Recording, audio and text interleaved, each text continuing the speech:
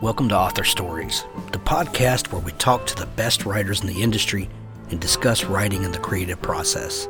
Whether you are a writer, a reader, or both, we hope you'll find something here that makes you love books and the writers that create them. You can find archives of all of the great conversations I've had with authors over the years at hankgarner.com.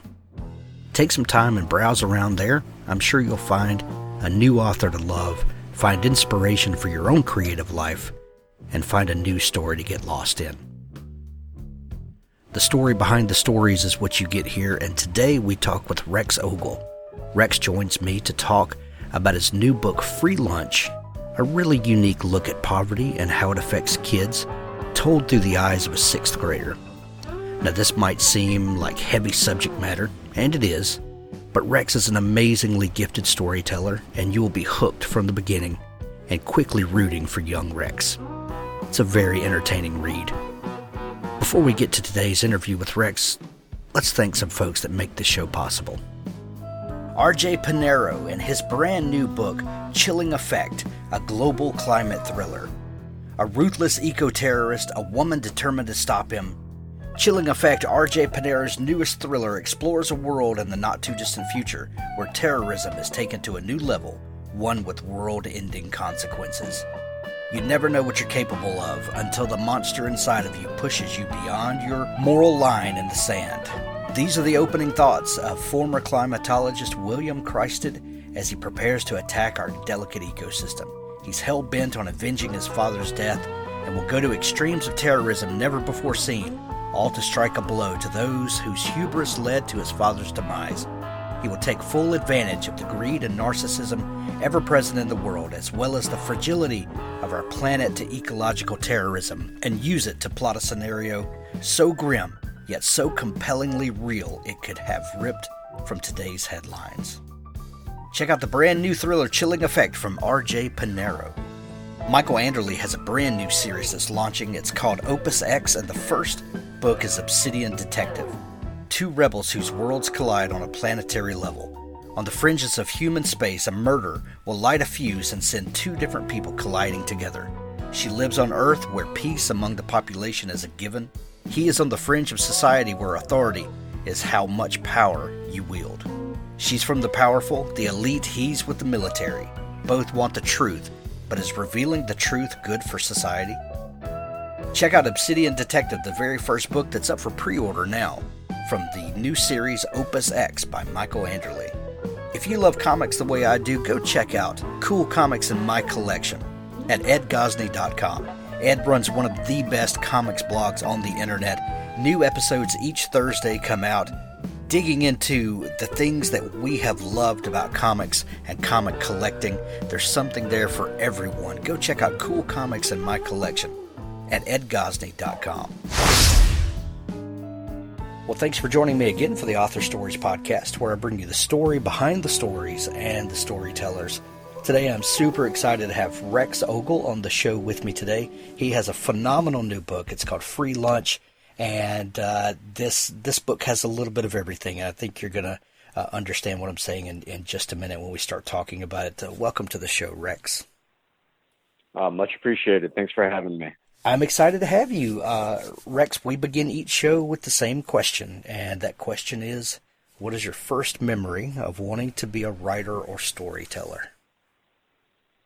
Ooh, you know what? I was thinking about that this morning, and I remember when I was about 6, I was obsessed with 3 things: writing and drawing my own comics, space travel, and monkeys. And I wrote my first story, which was essentially about me sneaking onto a NASA rocket with a monkey and flying to the moon.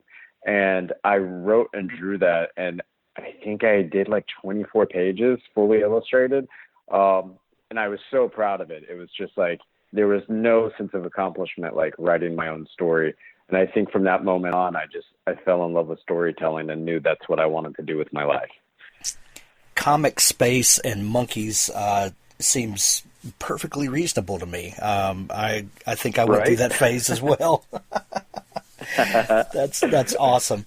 When did you grow up? What was your your decade that defined you? So I was born in 1978, and my dad was in the Air Force, so we moved around a lot the first 5 years of my life. I was born in Abilene, Texas, but we ended up in Okinawa and Japan, and then in Guam. So we didn't come back to the United States till I was 4.5, so that was 82. So even though I am definitely an 80s baby or an 80s kid, it's funny because I feel like I'm 5 years younger because I missed a lot of pop culture from those first 5 years. That probably sets the stage for me being a kid at heart. Love it. I love it. Your love of comics and you talked about drawing your own. Did you approach them from a writing or an artwork standpoint, or do you even make those distinctions? Do comics kind of become a third thing? I definitely think there's a distinction, especially as I got older. I took a lot of art classes, and I had a lot of wonderful, amazing art teachers. But there was one that was particularly honest with me, and she's like, "You have an amazing knack for stories." She's like, "Your art isn't quite there." She's like, "But you should really focus on just writing." She's like, "You're really good with words when you describe, when you talk about your art. It's amazing. The art, not so much." And it was kind of harsh at the time, but it's exactly what I needed to hear because I did love writing. And I wish was also an artist, but I am definitely not. I am a writer through and through. I have a daughter who is just a natural visual artist, and she's in art school right now. But the things that she comes up with just in her doodles just amaze me because I can have a great vision in my head and my hands do not know what to do with that. And I think there's just some things that you're just naturally skilled with, and but God love them. I appreciate people like that. And I really appreciate teachers. I like to talk about that a lot on the show. These people that give these little nuggets of encouragement, to a kid, and it doesn't cost the teacher anything, or other people of influence in your life. And there are some really dark, lonely days of being a writer, and those little encouragements from people really go a long way. Did that teacher? How do you feel about that encouragement that she gave you to that your writing was good? Has that helped you along the way? It really has. I mean, because it's funny. Like I think back to my teachers, and there were just three that stood out. The first one was Miss Gibson, who was my first art teacher, who just always encouraged me to keep going. And she kept pushing me, even though my art wasn't there. And then Miss Sanders was the art teacher, who was like, maybe focus on writing. And then there was also Miss Humphrey, who was an English teacher who I had for 2 years in a row. And I mean, she just was always, the three of them were always so encouraging and always so positive. And I love those teachers so much because I think of them all the time when I'm writing, and I'm like, I think they'd be really proud of me. What did you decide to pursue career-wise? So, I mean, I grew up pretty poor, as you'll learn about in the book. We were on welfare. Like, I mean, when we first moved back to the States, we were in a trailer, and then my parents got divorced, and then that kind of set the stage for the rest of my childhood. Because my dad went off and, made some money. My mom, on the other hand, went the opposite direction. And, she went from having a job to not having a job. And so for me, I always knew that I wanted to do something. And in the back of my head, I was like, I need to be a lawyer. I need to be a doctor. I need to make money so I can take care of myself. But there was always something that always drew me back to books. So in college, I was like, you know what? You only get to live once. I might as well pursue my passion. So I didn't want to be a starving artist or a starving writer in this case. So I decided, I'm going to work in publishing. So I moved to New York City and pursued jobs in publishing. And I ended up working at Marvel Comics, DC Comics, Scholastic Books, and then Little Brown for Young Readers over the course of 15 years. And it's so funny because I ended up working on all these things that I loved as a kid. Like I worked on superheroes like Batman and Superman, and of course the X-Men, which is my all-time favorite. And then when I was at Scholastic, I was working on licensed titles with brands like Lego and Star Wars and Power Rangers, and then at Little Brown I was working with Transformers and Buffy the Vampire Slayer. So I really made a career out of working on the things that I loved as a kid and telling new stories in the universes that I loved. Well, looking back over your bio information and kind of digging around in your LinkedIn page, and I'm reading and my jaw is just agape with all of the cool stuff that you've gotten to do. And as a kid, I'm a little bit older than you, but not a lot. And coming from that same kind of place in time and place in the world, man, you talk about dream jobs. That is just like living the dream. Well, also, having read your book and kind of understanding your background, and we're going to talk more about the book in just a minute, but it's really interesting to me that a kid that came up in the circumstances that you did still maintained and held on to that optimism, that there's still hope in the world. And I think that doesn't happen for a lot of people, that you kind of come from meager circumstances, and the notion is to just find something solid, stable, and take all of the danger out of the world. And of course, you had great jobs, which obviously provided, but that has to be a leap of faith to believe that things are still possible, and that you can pursue artistic expressions and make money doing it. Yeah, I mean, it's funny because I feel like my childhood in many ways set the stage for the rest of my life. It's so funny because my first book is called Free Lunch, and it's basically about being hungry, not just hungry for food, but hungry for love and hungry for hope and hungry for just something better than what I had offered to me. And I think that hunger is kind of what propelled me forward. And, that hunger made me go to the library and devour books. And then in high school, like, make good grades in hopes that I'd be able to go to college. And then in college, I worked 2 or 3 jobs at a time while going to college and taking full course loads. And then after college, it's like, I was hungry for more, and I knew that I needed to do something with books, something with words, something that I loved, because I didn't want to be a lawyer or a doctor and be unhappy in my circumstances and be one of those people who worked and worked and worked and then found himself to be 80 and regretting not having gone back and done all the things he wanted to do. So it's like I did. And I will say, like, while I wasn't a starving artist, I mean, working in publishing, especially in comic books and book publishing, it did not, living in New York City, I'm like, there really should be some kind of stipend for those people because you barely pay the bills.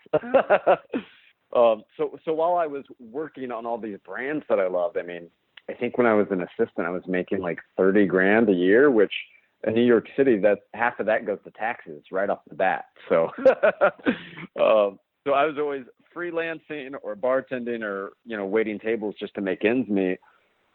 But I was doing what I loved, and I was able to smile about it at the end of the day. And I think that really helped.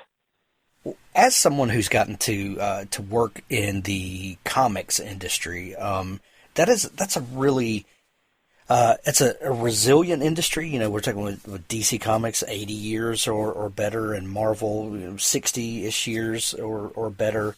And it's really intriguing on a lot of levels. But we've got these characters that have lasted for decades, and we keep finding new things to do with them and put them in. But as a medium, what do you think about the future of comics, and will these things survive in this digital world? And lots of things are changing. Yeah, things are changing. It's funny because when I went into comic books, I mean, that was a good dream come true. And then I moved over to Scholastic, which I think there's memes on the internet saying I'm still chasing that feeling of going to a Scholastic book fair as a kid. And I mean, very much like when I walked into those halls, it was like a dream come true. And, because I remember the feeling and the smell and the colors of those flyers when I was in 2nd and 3rd and 4th grade. And so for me to walk in those hallowed halls and become part of that industry or that company, it was just so amazing. But I kind of made it my platform coming over to make books for reluctant readers, because at first I was a bit of a reluctant reader. I loved reading, but I had very specific tastes, and if something didn't intrigue me right off the bat, I wasn't interested. And so I wanted to make books for kids, especially boys and girls who found reading difficult or looked at a 300-page prose novel and they're like, that's too much. I can't read that. That's scary. And I wanted to make things more easily accessible. And I remember Diary of a Wimpy Kid had come out probably like 5 years before I was at Scholastic. And I was just blown away because I was like, this is so smart. This is a brand new medium. It's a hybrid of comics and prose because it takes the art. And there's an entire generation of kids who are coming up on the internet. I mean, I think we're the last generation who knows what the world was like before the internet. So these kids are growing up on their phones and on their iPads or their parents' computers, like looking at the internet, which is so much text, but also so much art. And so a lot of what I worked on was very much in that Diary of a Wimpy Kid format. And I think that kids more and more are gravitating towards graphic novels and sequential storytelling because it's more in line with what they see technology-wise, and it's just easier to consume for them. So I have a good feeling about comics. I don't know that Marvel and DC are going to stay the same. Like I think that, you know, the comics as a medium itself or as a format, you know, that came about back in the 30s, I think, because newspaper printers were trying to find ways to keep the presses running and making money in between Sunday editions.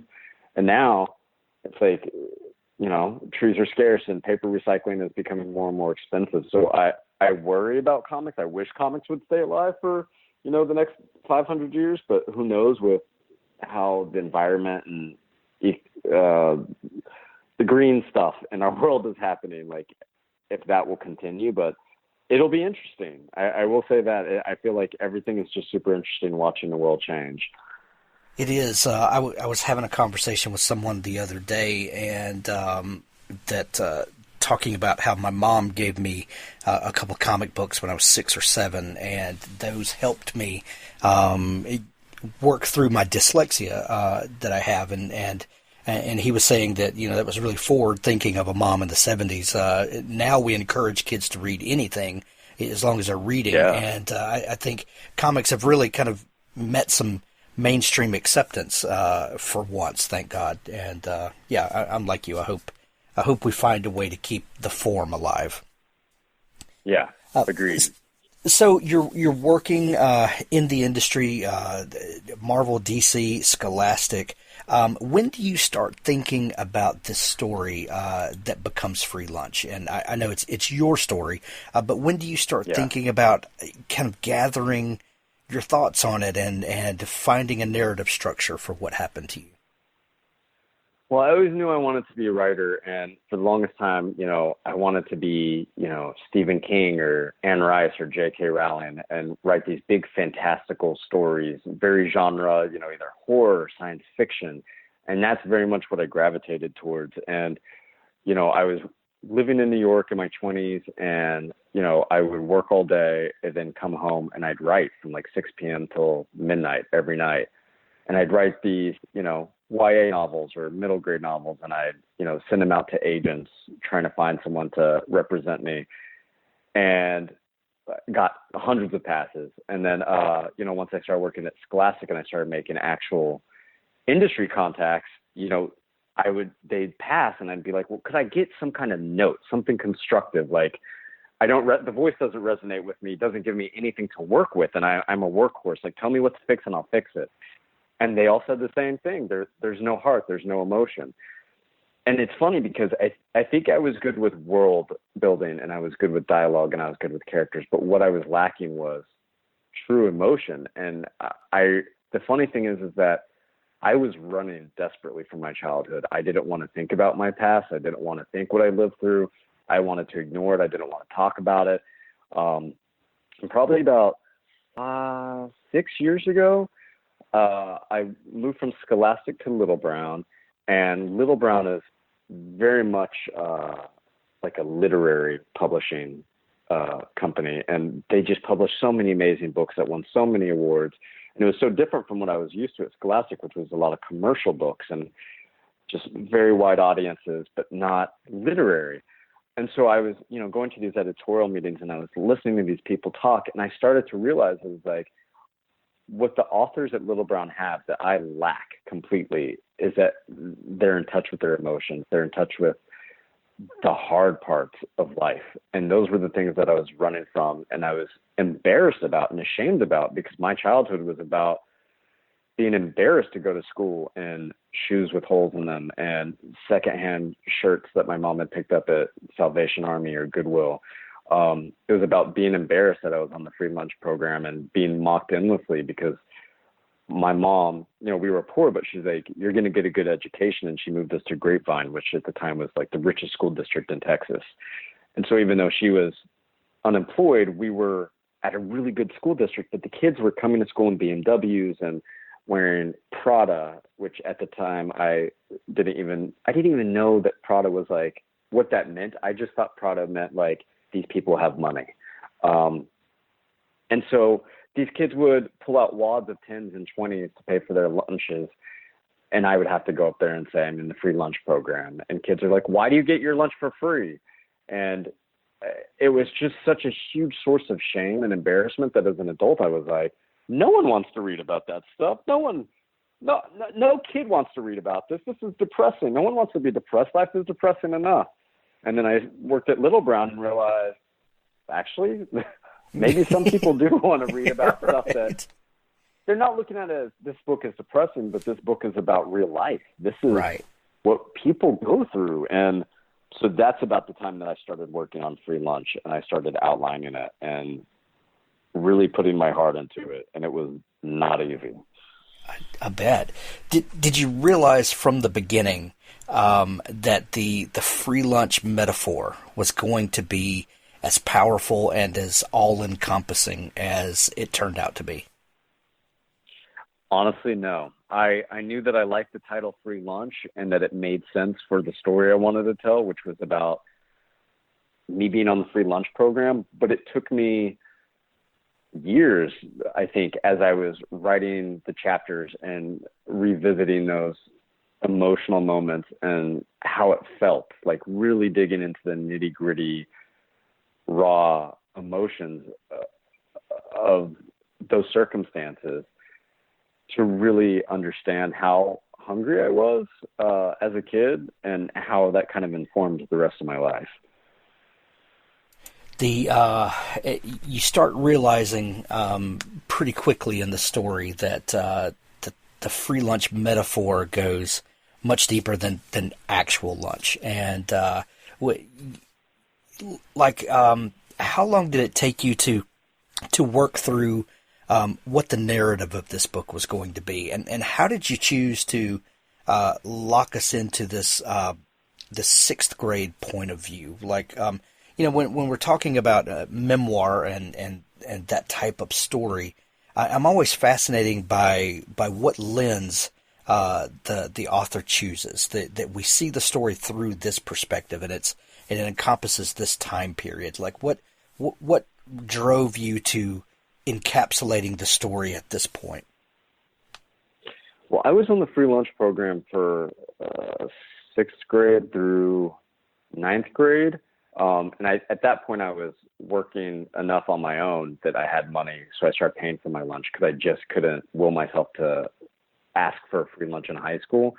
But so originally I wanted the story to take place over 4 years, and that spanned a lot. And I had so many ideas about different things that I went through in high school, everything from, how I felt about religion to how I felt about politics and then the domestic violence at home to the poverty angle. And I think it was just too much. And I was like, I really need to hone in on something. And sixth grade it just seems like the right story beats, because it was that, you're moving from elementary to middle school, which in itself is already a big leap for a lot of kids. Like it's scary. Like I have nieces and nephews who it's like right as they're starting middle school are like freaking out a little bit. They're like, it's like high school, but scarier. And so I think that as I was really honing in on it, I was like, I think that sixth grade is the perfect time, because it's not just about, you know, which table do I sit at a new school, and what kids do I hang out with, and how do I navigate hallways and locker combinations, and, you know, choosing electives. But it's also, you know, wanting to fit in and wanting to be like the other kids and not feel different. And that's also about the age where our bodies are changing, and kids can get mean. I mean, it's not an easy time for anyone, I think, at that age. But it's especially hard when you already feel like you're an outsider. Right.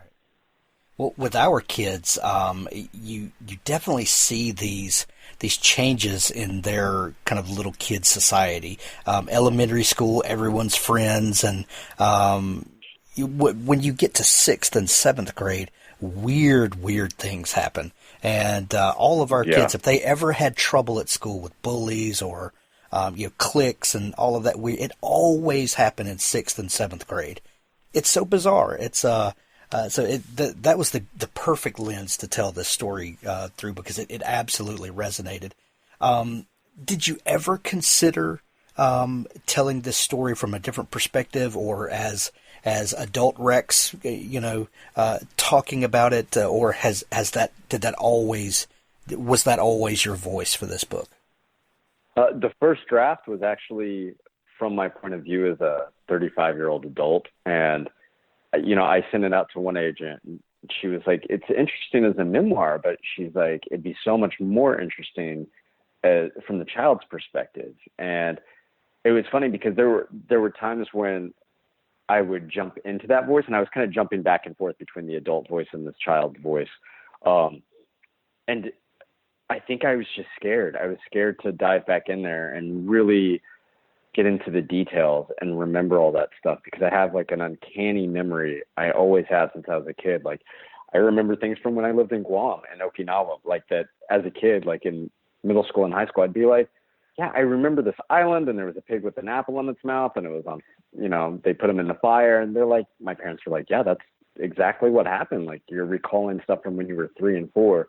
So I've always had like an uncanny memory, and it's unfortunate because, well, it's both fortunate and unfortunate, because I remember so much of my childhood with such extreme detail, and it's like going back into the memories, and I see myself not always in the best light. I wasn't always the nicest kid. I definitely fought for myself, but at times I was also cruel to other kids and a little jerk to my mom. And so, yeah, it was hard to go back, and because your instinct is to be like, oh, I'm going to write myself as like this good kid who is always doing the right thing, but that's not true and that's not accurate. So I really tried to dig in, especially to those hard parts where I don't come off in the best light, but I wanted to be honest.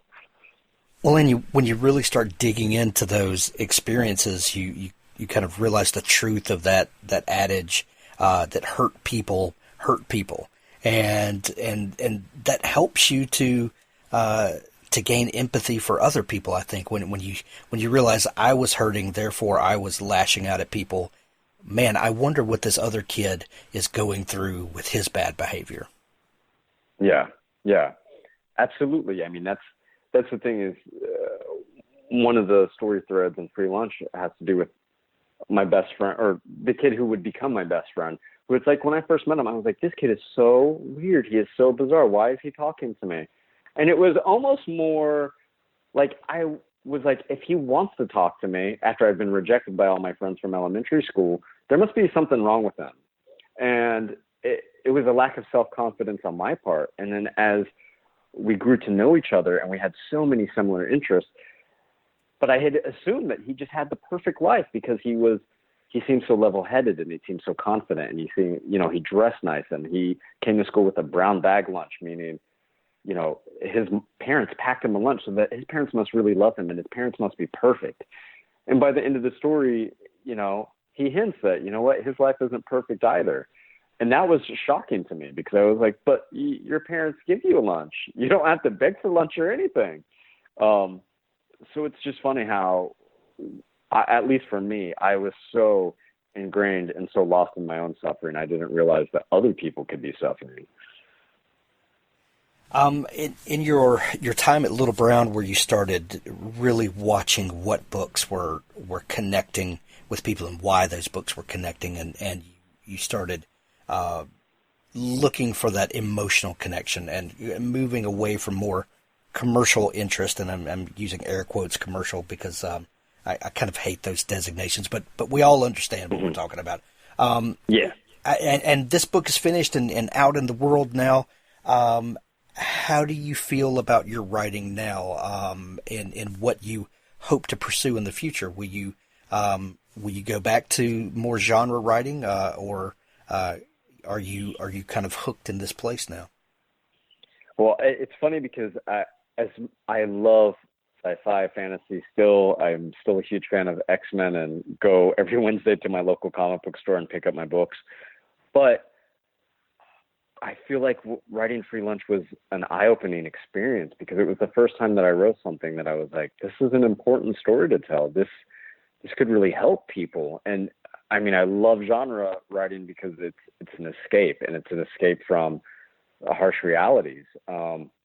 But I'm already working on the sequel to Free Lunch, and I kind of have a 3, maybe a 4-year plan with a book to write a book each year. I think they may take longer than I thought because it is so hard to go back and revisit this stuff.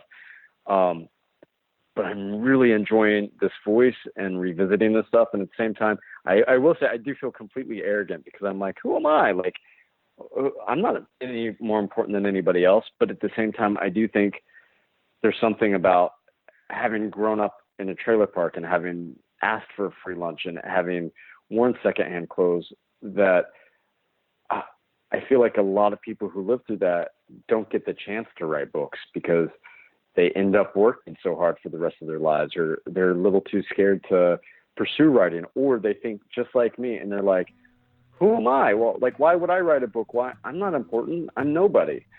And it's that kind of lack of confidence that stops them from writing. And that's why I think this is an important story to tell and why I should keep writing. Because on one hand, I guess it is a little arrogant, but at the same time, like, someone's got to do it. Someone has to tell these stories. Exactly. It's not arrogance. We're standing up for the folks who can't tell their story, and that's why this is so important. The new book is called Free Lunch. It's available everywhere now, in hardcover and Kindle edition. Rex, it's been so much fun talking. I am going to send everyone to pick up their copy of Free Lunch. There's links to it in the show notes of this episode. Is there a place online where people can connect with you if they are just learning about you and want to find out more? I am on Facebook and I'm on Instagram. Rex Ogle on Facebook, and Instagram is Third Rex. So yeah. Excellent. We're going to send everybody to see you. Rex, thank you so much for taking time to come on the show. It's been a real pleasure talking with you. Oh, thanks for having me. It's much appreciated. Thanks to Rex Ogle for joining me today. You can find all of the archives of the show at hankgarner.com. Leave us a comment to show some love for the show and for our guests. Be sure to use the Amazon links in the show notes and show some support for the authors that we have and for the show. Stay tuned now for an audiobook clip from Richard Gleaves' The Jason Crane series. Jason yanked the coils of safety rope to one shoulder and heaved them out the attic window. The bundle bounced over the roofline and dropped to the yard below. He tightened the harness, making sure the shoulder straps were snug over his sweatshirt. He threaded his rope through the braking device, tested it, and clipped everything to the carabiner at his navel. So far, so good. Fireman Mike would be proud. His stomach flipped as he neared the octagonal window. Had he tied the correct knots? Would he get himself killed? Weeks had passed since Mike's tutorial but he had to attempt the break-in now, while both Van Brunts were at the Christmas Eve service. He swung his legs through the window and felt for the roof. His sneakers gripped the shingles and he wriggled out, grateful for once to have feet as big as snowshoes. He pulled on a ski mask and sang, Spider-Man, Spider-Man, does whatever a spider can. He lowered his body. Wind punched him in the jaw like a supervillain, surprising him. His sweatshirt rode up and snow burrowed into his navel. He looked down but couldn't see his feet.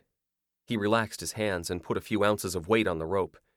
Clots of snow broke away, dove over the edge, and took far too long to hit ground. He drew his rope around the pipe and pulled tight. Now he could drop. No, you will not drop. You will rappel. You will rappel very safely. He backed towards the edge, towards the point of no return. The backyard lurched into view. It was a 4-story fall, and he'd probably hit the stairs on the way down. He sledded helplessly. His legs fell, swung, and kicked the side of the house. Alarm bells went off in his head. He gripped the rope. It looked like nothing. A shoelace. Jason Crane, you're a damn fool. He went limp and fell over. The rope gave a jolt, and the harness tried to castrate him. He twisted, trying to save his poor descendants. He began to spin. His arm bashed through a row of icicles. The spin slowed, reversed, and at last he came to a stop with his back to the house, dangling over the backyard. Thank you, rope. That's a good rope. Well done. He tried to turn around, but couldn't.